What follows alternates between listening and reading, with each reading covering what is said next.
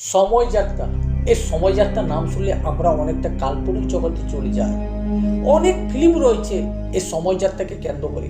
অনেক বিজ্ঞানী এই সময়যাত্রাকে কেন্দ্র করে আজও গবেষণা করে যাচ্ছে। অনেকে বলছে এই সময়যাত্রা সম্ভব, আবার অনেকে বলছে এই সময়যাত্রা অসম্ভব।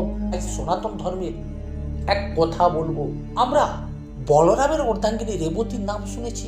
এই রেবতী কিন্তু সময়যাত্রা করে এসেছিলেন সত্যযুগে উস্থলিতে। কাকদমী নামে এক ধার্মিক রাজা ছিলেন, তার কন্যা ছিলেন রেবতী। রেবতী যেমন রূপবতী ছিলেন তেমন ছিলেন গুণবতী। তাই রাজা একজন উপযুক্ত রাজকুমারের সন্ধান করছিলেন যার সাথে রেবতীর বিবাহ দেওয়া যায়। কিন্তু রাজা সেরূপ কোনো রাজকুমারের সন্ধান পায়নি। তাই তিনি নিজ কন্যাকে নিয়ে চলে যায় ব্রহ্মলোকে, ব্রহ্মার কাছে। যখন তিনি ব্রহ্মলোকে যে পৌঁছান, তিনি দেখেন সেখানে গান্ধবরা সঙ্গীত নৃত্য পরিবেশন করছে। স্বয়ং ব্রহ্মা সে সঙ্গীত নৃত্য দেখছে। তাই তিনি ব্রহ্মাকে বিরক্ত না করে সেখানে কিছুক্ষণ অপেক্ষা করে। যখন নৃত্য সঙ্গীত শেষ হয় তখন তিনি নিজ কন্যাকে নিয়ে ব্রহ্মার কাছে যায় এবং ব্রহ্মাকে তার মনের কথা খুলে বলে। তখন ব্রহ্মা হাসে আর বলে, রাজন, তুমি ধার্মিক, বীর, অসুরদের সঙ্গে দেবতাদের যুদ্ধের সময় তুমি দেবতাদের সাহায্য করেছো, তাই সমস্ত ব্রহ্মলোক তোমার জন্য উন্মুক্ত, আর সেই কারণে তুমি পৃথিবী থেকে ব্রহ্মলোকে আসতে পেরেছো।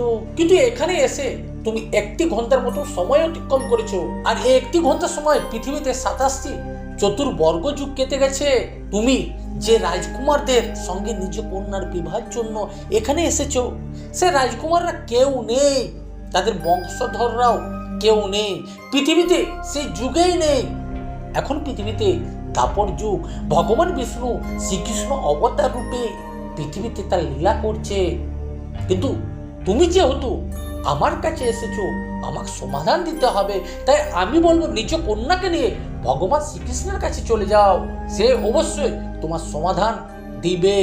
এই কথা শুনে রাজা তার কন্যা রেবতীকে নিয়ে ভগবান শ্রীকৃষ্ণের কাছে চলে আসে। তিনি যখন পৃথিবীতে পৌঁছান, তিনি দেখেন পৃথিবীর জীবজন্তুর আকারের অসীম পরিবর্তন হয়েছে। ভগবান শ্রীকৃষ্ণের কাছে আসেন এবং ভগবান শ্রীকৃষ্ণকে যখন তার মনের কথা খুলে বলেন, তখন ভগবান শ্রীকৃষ্ণ রাজার কথা শুনে বলরামের সঙ্গে রেবতীর বিবাহ দেয়।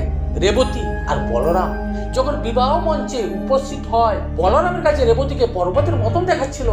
তাই বলরাম নিজের নাঙ্গলের সাহায্যে রেবতীকে আঘাত করে আর দাপর যুগের মানুষে পরিণত করে। এই ছিল তখনকার সময়যাত্রা।